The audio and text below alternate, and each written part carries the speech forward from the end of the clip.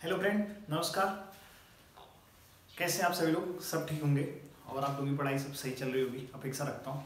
तो दोस्तों, आज हम लोग जो है कल जिला सीरीज में हम लोगों ने अल्मोड़ा जनपद को समाप्त कर दिया था और आज हम लोग बात करेंगे बागेश्वर जनपद की। ठीक है, तो बागेश्वर जनपद की अगर हम लोग बात करते हैं तो सबसे पहले बागेश्वर जनपद के इतिहास की बात करेंगे, उसके बाद उसके भूगोल की बात करेंगे, वहाँ के रिवर सिस्टम की बात करेंगे, वहाँ की प्रशासनिक व्यवस्था के बारे में बात करेंगे। आज पहला पार्ट और कल हम इसका दूसरा पार्ट लेकर के आएंगे। बागेश्वर हमारा 2 पार्ट में ही क्या हो जाएगा, खत्म हो जाएगा, यानी कि समाप्त हो जाएगा। बागेश्वर डिस्ट्रिक्ट छोटा सा डिस्ट्रिक्ट है, ठीक है ना। तो दोस्तों, बागेश्वर जनपद की अगर मैं बात करूँ तो बागेश्वर जनपद के इतिहास की सबसे पहले बात करता हूँ। सबसे पहले बागेश्वर या व्याघ्रेश्वर का जिक्र सबसे पहले आप लोगों को पता होगा। एक कत्यूरी शासक थे जिनका नाम था भूदेव। ठीक है, भूदेव कत्यूरी वंश के जो 9वें शासक थे भूदेव। भूदेव का एक ताम्रलेख प्राप्त होता है, ताम्रलेख प्राप्त होता है। और ये जो ताम्रलेख प्राप्त होता है बागेश्वर में जो बागनाथ मंदिर है, बागनाथ मंदिर से प्राप्त होता है। और यहाँ से बेसिकली भूदेव के ताम्रलेख से हमको सबसे पहले बागेश्वर के का उल्लेख जो व्याघ्रेश्वर के रूप में प्राप्त होता है। उसके बाद हम लोग आगे बात करेंगे। तो जो बागेश्वर में बागनाथ मंदिर है और जो चंद वंश के शासक थे, शासक का नाम था बेसिकली अगर मैं बात करूँ लक्ष्मीचंद, तो लक्ष्मीचंद के द्वारा 1602 ईस्वी में बागेश्वर मंदिर का जीर्णोद्धार किया गया था। ऐसी जानकारी हमको यहाँ से प्राप्त होती है। अब थोड़ा सा बात करते हैं बागेश्वर की। तो बागेश्वर को जो है उत्तर का वाराणसी कहा जाता है। उत्तर के वाराणसी के साथ से बागेश्वर, बागीश, व्याघ्रेश्वर के अन्य नामों से भी इसको क्या किया जाता है, जाना जाता है।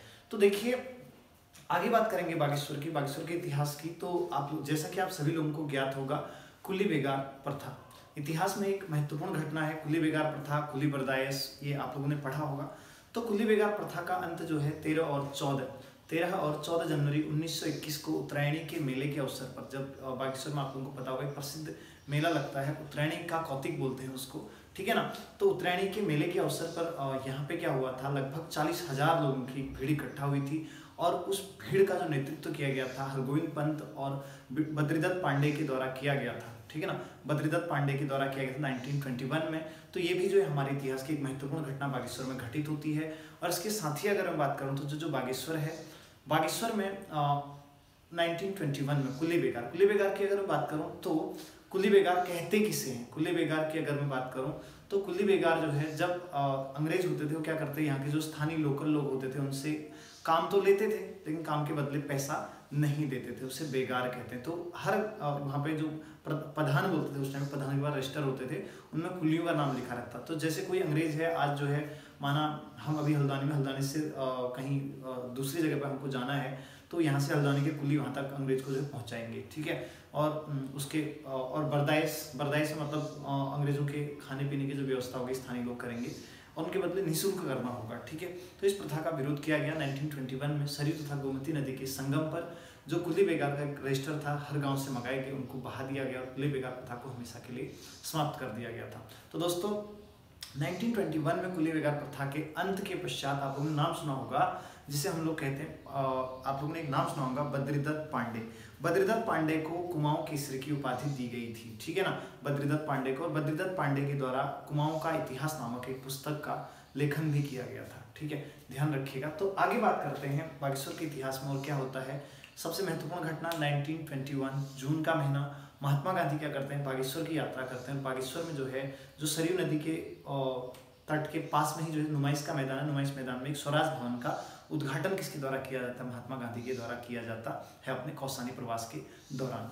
और आगे की कहानी फिर आपको जो है, जब कौसानी प्रॉपर आप लोगों को पढ़ाऊंगा मैं, तो वहाँ पे को इसके बारे में बताऊंगा। तो ये था बागेश्वर का इतिहास। उसके बाद अगर बागेश्वर के इतिहास की मैं बात करता हूँ तो जब भारत आज़ाद हो जाता है, आज़ादी के भारत के पश्चात जो बागेश्वर होता है, उत्तर प्रदेश राज्य में जो है अल्मोड़ा जनपद होता है, तो अल्मोड़ा जनपद का एक हिस्सा होता है बागेश्वर।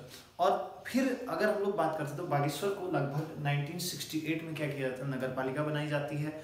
और 1974 कब, सबसे पहले देखिएगा 1968 में बागेश्वर को क्या कर दिया गया, नगर पालिका, ठीक है ना, नगर पालिका बना दिया गया था। और इसके साथ ही अगर मैं बात करता हूँ तो बागेश्वर को 1974 में तहसील का दर्जा दिया गया बागेश्वर को, ठीक है। बागेश्वर एक तहसील थी किसके अंतर्गत, अल्मोड़ा जनपद के अंतर्गत। उसके बाद बेसिकली आप लोगों को पता होगा, तो जो बागेश्वर है, बागेश्वर की बात करूं तो बागेश्वर में क्या होता है, बागेश्वर को लगभग जो है 15 15 सितंबर 1997 को अल्मोड़ा जनपद से अलग करने के पश्चात एक जो है नया जनपद का सृजन किया जाता है। इसे हम लोग क्या कहते हैं, बागेश्वर कहते हैं 1997 में। तो दोस्तों ये तो हो गया बागेश्वर के संक्षिप्त इतिहास की मैं बात कर रहा था, ये हो गया आप लोगों का। और बागेश्वर को ध्यान रखिएगा, उत्तर का काशी कहा जाता है। अब बागेश्वर के भूगोल की बात करते हैं सबसे पहले, ठीक है। तो बागेश्वर की भूगोल की बात करेंगे तो देखिएगा यहाँ पे को आप लोग देखिएगा, बागेश्वर की भूगोल की मैं बात करूँ तो जो बागेश्वर का क्षेत्रफल है, सबसे पहले बागेश्वर के क्षेत्रफल की बात करता हूँ तो 2246 किलोमीटर स्क्वायर बागेश्वर का क्षेत्रफल है।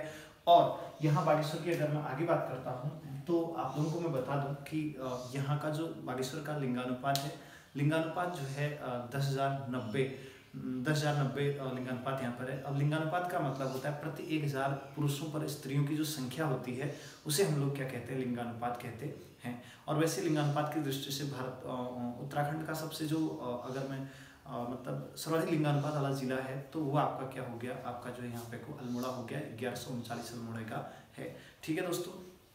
तो आइए आगे बात करते हैं इसके बागेश्वर जनपद के सीमांकन की बात करते हैं। तो पूर्व में देखिएगा यहाँ पे को बागेश्वर जनपद के पूर्व में पिथौरागढ़ है और यहाँ बीच में एक रामगंगा नदी है जो कि इधर जो है नामी ग्लेशियर से निकलती है। तो रामगंगा नदी क्या करती है, लगभग जो है एक काफी लंबी सीमा बनाती है, किस किस के मध्य, ये जो है बागेश्वर और पिथौरागढ़ के मध्य सीमा बनाती है। तो बागेश्वर के पूर्व में पिथौरागढ़ जनपद अवस्थित है और बागेश्वर के पश्चिम की बात करें तो पश्चिम में चमोली हो गया और उत्तर में भी इधर जो है आधा हिस्सा जो है चमोली का आ जाता है और इधर जो थोड़ा सा हिस्सा किसका आता है, पिथौरागढ़ का आता है।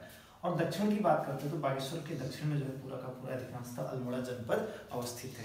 तो ये रहा आपका इसका जो सीमांकन है, इसके विस्तार की बात कर रहे थे तो ये रहा।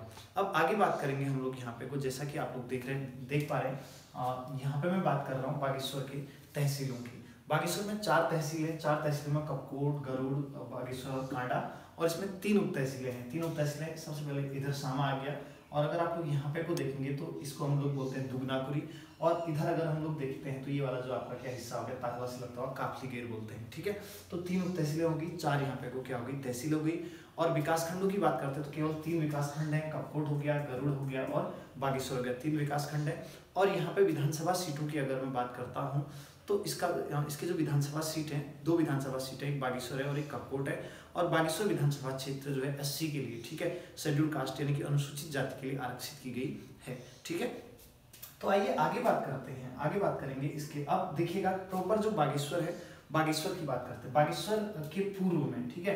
बागेश्वर के पूर्व में अगर आप लोग देखेंगे तो यहाँ पे नीलेश्वर पहाड़ी है और बागेश्वर के पश्चिम की बात करते हैं तो यहाँ पे कौन सी पहाड़ी है, भीलेश्वर पहाड़ी है, ठीक है ना, भीलेश्वर पहाड़ी है। और इसके साथ ही अगर हम लोग बात करते हैं तो बागेश्वर के उत्तर में क्या है, यहाँ पे कुछ सूरजकुंड है। और बागेश्वर के दक्षिण की बात, अगर हम लोग दक्षिण की बात करते हैं तो यहाँ पे भी एक अग्निकुंड नाम से कुंड अवस्थित है। तो ये बागेश्वर के चारों ओर की बात आती है। अब दोस्तों हम लोग बात करेंगे, ये तो हो गया, अब हम बात करते हैं बागेश्वर के नदी तंत्र की। बागेश्वर के नदी तंत्र की, बागनाथ मंदिर की बात करेंगे और वहाँ के रिवर सिस्टम की बात करते हैं। तो देखिएगा बागेश्वर की प्रमुख नदियों की अगर मैं बात करूँ तो बागेश्वर से जो उद्गम होता है पहली नदी के तौर पर हम देखते हैं सरयू नदी। कौन सी नदी, सरयू नदी। अब देखिएगा थोड़ा सा इसको मैं यहीं पे को आप लोगों को समझा देता हूँ। देखिए ये सामा उप तहसील आती है, कपकोट आता है, तो यहाँ पे को एक है कपकोट में सरमू नामक जगह है, तो सरमू नामक जगह से, ठीक है ना, यहाँ पे को सरमू है, तो सरमू नामक जगह से क्या होता है, सरयू नदी का उद्गम होता है। किसका, सरयू नदी का उद्गम होता है। और बेसिकली यहाँ पे जो कपकोट है, कपकोट में जो है इससे आकर के जो कपकोट है एक नदी मिलती है, इसको बोलते हैं हम लोग खीर गंगा। क्या बोलेंगे इसको, खीर गंगा बोलेंगे। तो खीर गंगा का ये स्थानीय लोकल की छोटी सी नदी है। तो जो कपकोट है, कपकोट जो है बेसिकली खीरगंगा तथा सरयू नदी के संगम पर अवस्थित है, ठीक है। कपकोट खीरगंगा तथा सरयू नदी के उद्गम पर अवस्थित है। उसके बाद जो सरयू नदी होती है आगे को बहती है और एक यहाँ पे पहुंचती है बागेश्वर। तो बागेश्वर में एक मंदिर है जिसे हम लोग क्या बोलते हैं, बागनाथ का मंदिर बोलते हैं यहाँ पे को। और इधर आप लोगों ने देखा होगा गरुड़।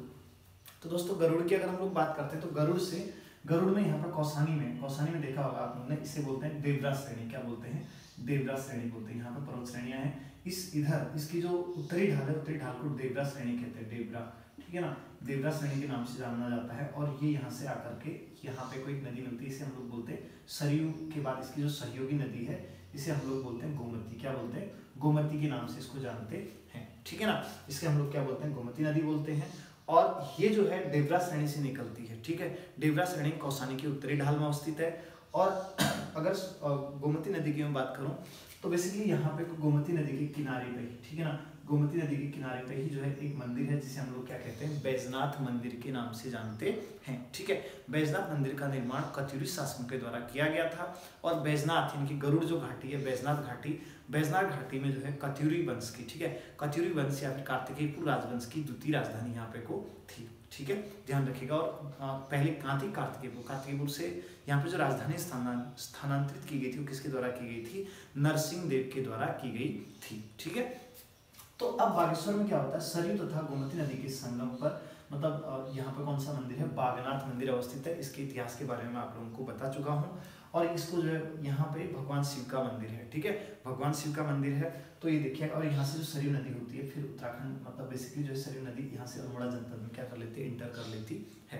तो देखिएगा, अब इसकी जो प्रमुख दूसरी नदी की बात करता हूँ तो आप लोगों ने देखा होगा यहाँ पे, ठीक है, ये आपने जो ये देवरा श्रेणी है, देवरा श्रेणी की उत्तरी ढाल से एक और नदी निकलती है जिसे हम लोग बोलते हैं, उत्तरी ढाल का नाम है धारपानी धार, क्या बोलते हैं इसको, इस दक्षिणी ढाल को धारपानी धार बोलते हैं, ध्यान रखिएगा, धारपानी धार के नाम से जानते हैं। और जो धारपानी धार है यहाँ से एक नदी निकलती है जिसे हम लोग क्या बोलते हैं, कोसी नदी के नाम से जानते हैं, ठीक है, कोसी नदी के नाम से जानते हैं। और कोसी नदी की जो घाटी है उस घाटी को धान का कटोरा कहते हैं। कोसी नदी सोमेश्वर से होते हुए सोमेश्वर से अल्मोड़ा प्रवेश करती है, अल्मोड़ा से फिर जो है नैनीताल, अल्मोड़ा नैनीताल से फिर ये क्या होती है, बेसिकली जो है ये नैनीताल जनपद में बहती है इधर रामनगर में, और रामनगर से होते हुए नदी फिर आगे देखेंगे तो आप उत्तर प्रदेश में इंटर करती है। उत्तर प्रदेश में जो पश्चिमी रामगंगा है उस नदी से इसका क्या होता है, संगम होता है, ठीक है।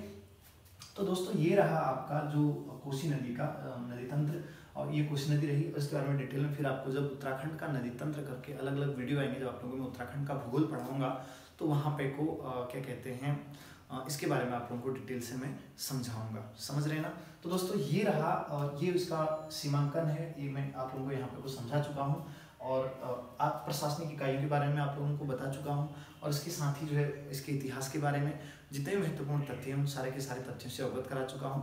इसके बाद का जो वीडियो आएगा कल नेक्स्ट पार्ट में, सेकंड पार्ट में आएगा। और साथ ही मैं देख रहा था कि कई लोग मतलब बेसिकली जो है क्वेश्चन में पूछ रहा हूँ लेकिन आप लोगों का किसी प्रकार से कोई रिस्पॉन्स नहीं आ रहा है, आंसर नहीं आ रहा है, तो ये शायद से अच्छी बात नहीं, मुझे भी जो है वीडियो बनाने में फिर अच्छा नहीं लगेगा, प्रोत्साहन नहीं मिलेगा। जैसे आप लोग वॉच करते हैं तो वॉच करके प्लीज़ लाइक कीजिएगा, सब्सक्राइब कीजिएगा, शेयर कीजिएगा, तो मेरा भी मनोबल बढ़ेगा, तो आप लोगों के लिए उतनी ज़्यादा मेहनत करूँगा। आप लोगों ने पढ़ा होगा क्रिया और प्रतिक्रिया का नियम, जितना आप लोग पढ़ने में मेहनत करेंगे उतना ज़्यादा मैं आपको पढ़ाने में मेहनत करूँगा, अपनी पढ़ाई में और गुणवत्ता लेकर के आऊँगा। मैं लगभग पढ़ाना सीख ही रहा हूँ, है ना। तो दोस्तों इस वीडियो को लाइक शेयर और सब्सक्राइब कीजिएगा और इसके साथ ही दोस्तों अपने मनोबल को बनाए रखिएगा, एग्जाम होंगे और तो अभी से अपनी तैयारी को मतलब वो रखिएगा, ठीक है ना, तैयारी को मतलब एकदम कहते हैं ना कि आपको पता होगा यूं ही मतलब सफलताएं नहीं मिलती हैं, कहते हैं कि ये फूलों भरा बिस्तर यूं ही नहीं मिलता है दोस्त, तुमने मेरा कांटों भरा बिस्तर नहीं देखा। तो दोस्तों जब मेहनत करोगे तो फल अवश्य मिलेगा और मेहनत कीजिएगा। तो दोस्तों आज के वीडियो में इतना ही, बहुत बहुत धन्यवाद।